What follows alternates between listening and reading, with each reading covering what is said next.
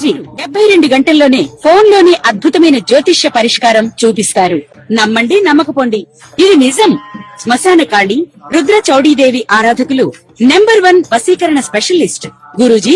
మనిషి పుట్టుక నుండి చనిపోయే వరకు వచ్చే అన్ని క్లిష్టమైన సమస్యలకు పరిష్కారం ఇక్కడ లభిస్తుంది. విద్య, ఉద్యోగం, వ్యవహారం, స్త్రీ ప్రేమ, పెళ్లి, సంతానం, స్త్రీ పురుష వశీకరణం, భూవశం, భార్యాభర్తల కలహాలు, కోర్టు సమస్యలు, విడాకుల సమస్యలు, చేతబడి, అప్పుల బాధ, ఇంకా మీకు ఎలాంటి సమస్యలు ఉన్నా 72 గంటల్లోనే.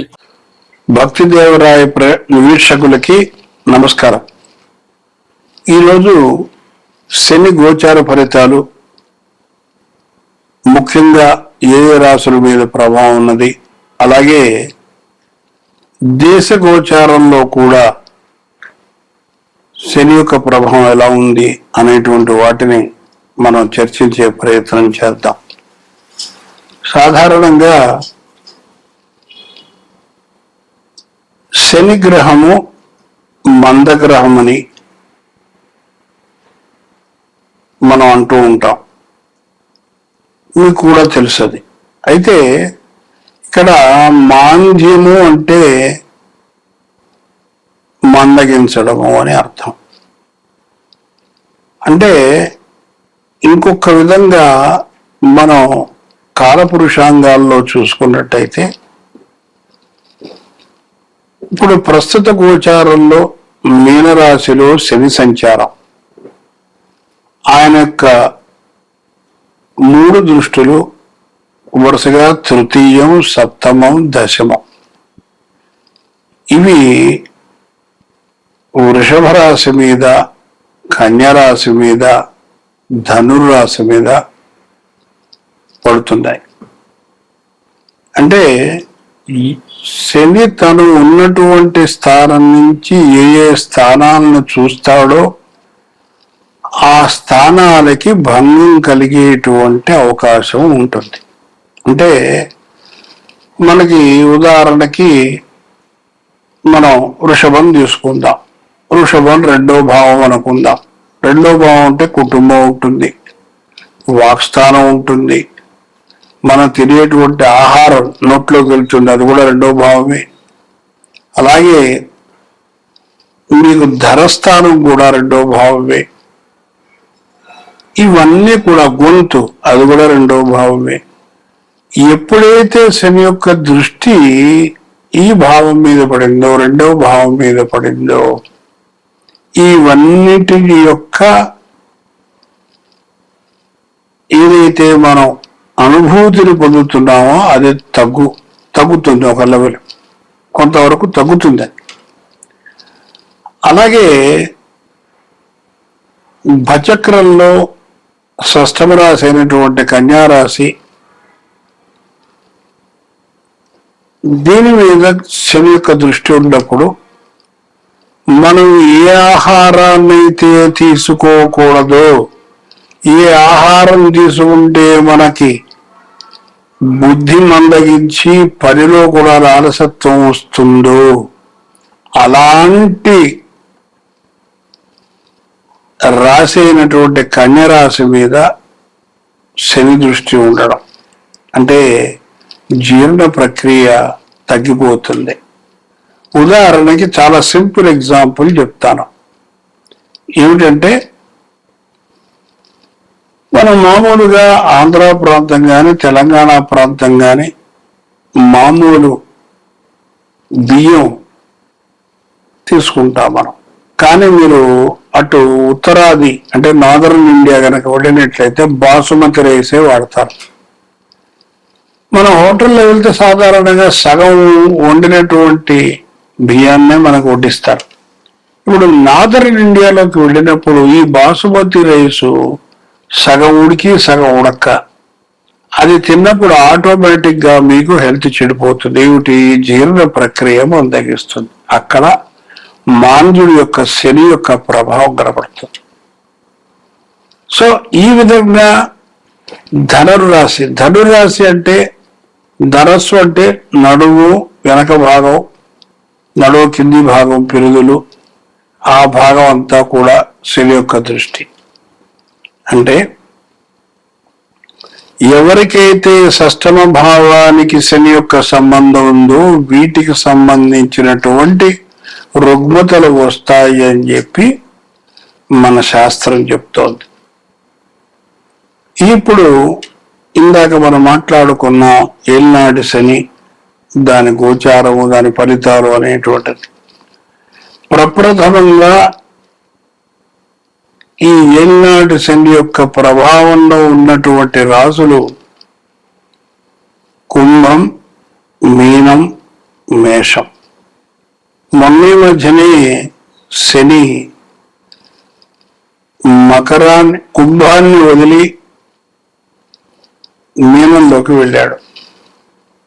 కుంభంలో ఉన్నంతసేపు కుంభరాశి వాళ్ళకి విపరీతమైనటువంటి ఆరోగ్య సమస్యలు, నడువుకు సంబంధించినటువంటి సమస్యలు, యూటరస్ కానీ లేకపోతే లేడీస్కి సంబంధించినటువంటి సమస్యలతో అనేక మంది బాధపడుతూ నాకు ఫోన్ చేసి దానికి పరిష్కార మార్గం అడగడం జరిగింది. అయితే ఇప్పుడు ప్రస్తుతం కుంభరాశిలోంచి మీనరాశిలోకి వచ్చి స్వనక్షత్రంలోనే ఉన్నాడంటే ఉత్తరాభాద్రంలోనే అతని యొక్క గోచారం జరుగుతూ ఉంది. కొద్ది కాలంలో ఆయనకి వక్రగతి వస్తుంది. ఈ వక్రగతి వచ్చినప్పుడు ఈ యొక్క పీడ విపరీతంగా ఉంటుంది. ఇది మీరు గుర్తుపెట్టుకోవాలి. అంటే మనం శని యొక్క పూజలు చేయొద్దని కానీ లేదా గోపురాలకి గుళ్ళకి వెళ్ళొద్దని కానీ నేను చెప్పరు, కానీ ఆరోగ్యం తస్మాత్ జాగ్రత్త. అంటే ఏదైతే ఆహారం తీసుకుంటే మీకు ఇబ్బంది కలుగుతుందో ఆ ఆహారాన్ని మాత్రం మీరు తగ్గించాలి అనేటువంటిది సూచన తప్పనిసరి. అయితే మరి ఇక్కడ ఒక ప్రశ్న వస్తుంది. నా బోటి వాడు ఎవడో పెద్ద అంటాడు, ఏమండి మరి మాకు బుర్ర పనిచేయదని అని చెప్తారు కదా, ఎల్లాడి సెలవు వచ్చినప్పుడు అన్ని తప్పులు చేసేటువంటి అవకాశాలు ఉంటాయి కదా, మన యూట్యూబ్ ఛానల్లో చాలా మంది చెప్తున్నారు, మరి దీనికి ఏంటి అన్నప్పుడు ప్రతి సోమవారము శివాలయంలో మారేడు చెట్టు చుట్టూతా 5 ప్రదక్షిణాలు ఓం నమ శివాయ, ఓం నమ శివాయ, ఓం నమ శివాయ. అలాగే శనివారం నాడు రావి చెట్టు చుట్టూతా ఆంజనేయ స్వామి గుడిలో జై వీరాంజనేయ వీరాంజనేయ అనుకుంటూ ప్రదక్షిణాలు 5 చేసినట్టయితే ఫస్ట్ ఒక మండలం రోజుల తర్వాత, అంటే మనస్సు మీకు కొంచెం కంట్రోల్లోకి, మండలం అంటే 40 రోజులు. కొంతమందికి రాదండి, అంటే వాళ్ళకి శని పీరియడ్ జరుగుతూ ఉంటే, అంటే దశ కానీ దశ కంటే కూడా భుక్తి అంతరం జరుగుతూ ఉన్నట్టయితే వాళ్ళకి బాగా ఎఫెక్ట్ ఉంటుంది. కాబట్టి వాళ్ళు కంపల్సరిగా భుక్తి ఉన్నన్ని 2.5 సంవత్సరాలు 3.5 సంవత్సరాలు కంపల్సరిగా వాళ్ళు ఈ ప్రదర్శనలు చేయాలి. చేస్తే తప్పనిసరిగా మీకు రిలీఫ్ అనేటువంటిది కనబడుతుంది. ఇది స్వానుభవం. ఏదో పుస్తకాల్లో చదువు, గ్రంథాల్లో కాపీ కొట్టు చెప్పేది కాదు. ఇది 50 సంవత్సరాల అనుభవం మీ ముందరకు తీసుకొస్తున్నాను. ఇంకోటి, ఎప్పుడైతే మీకు ఏలినాటి శని యొక్క పీరియడ్ మొదలవుతుందో మీరు ఖర్చు పెట్టేటువంటి ప్రతి పైసా కూడా మీ సతీమణి యొక్క అండర్లోనే, అంటే ఆమె యొక్క కనుసైగలతోటే మీరు వెళ్ళడం మంచిది అని నా యొక్క అభిప్రాయం కూడా.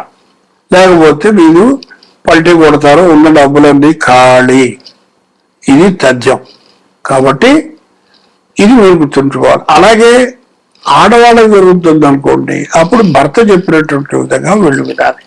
అప్పుడు ఇద్దరికీ జరుగుతుంది అనుకుందాం, అప్పుడు పెద్దవాళ్ళ యొక్క సలహా తీసుకుని, ఎవరో సీనియర్ మోస్ట్ ఆచార్యుడు, నా ఓటు వాడు, నన్నే కాదు ఎవరైనా కాదు, వాళ్ళ యొక్క అభిప్రాయం తీసుకుని సలహా తీసుకుని అప్పుడు మీరు ముందరికెళ్తే దీంట్లోంచి బయటపడి చక్కటి జీవనాన్ని మీరు సాగించవచ్చు.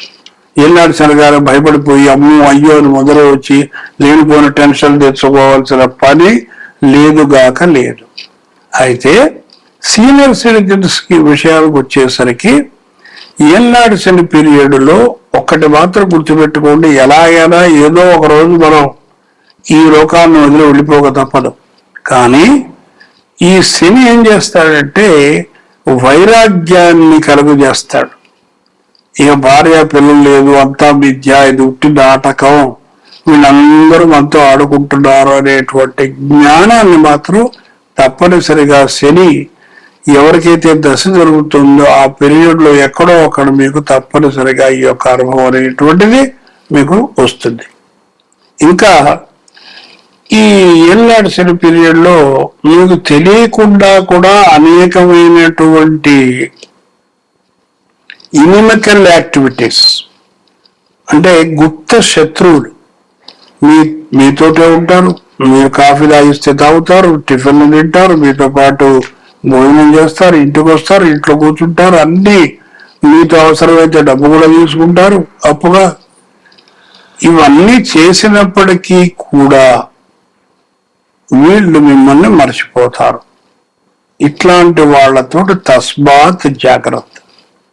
మీరు ఎట్టి పరిస్థితుల్లో మీరు ఒక్క పైస ఎవరికి ఇవ్వవద్దు, అలాగే ఇంకోరి దగ్గర తీసుకోవద్దు.